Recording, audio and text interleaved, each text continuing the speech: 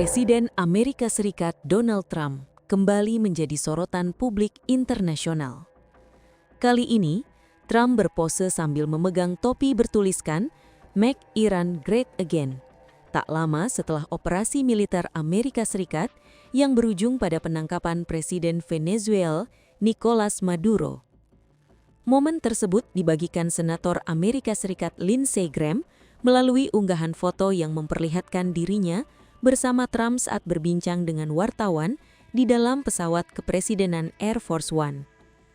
Foto itu diambil ketika Trump dan Graham melakukan perjalanan dari Florida menuju Washington DC pada Minggu malam 4/1/2026. Dalam keterangannya, Graham memuji kepemimpinan Trump yang dinilainya berhasil memperkuat posisi Amerika Serikat baik di dalam negeri maupun di panggung internasional. Kemunculan foto tersebut bertepatan dengan menguatnya pernyataan dan ancaman Trump terhadap Iran menyusul operasi militer Amerika Serikat di Venezuela yang menangkap Nicolas Maduro, tokoh yang selama ini dikenal sebagai sekutu dekat Teheran.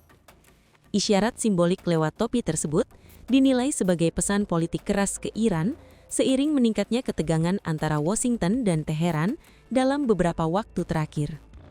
Sebelumnya, Lindsey Graham juga secara terbuka menyatakan dukungannya terhadap upaya menggulingkan pemerintahan Iran melalui sejumlah pernyataan publik.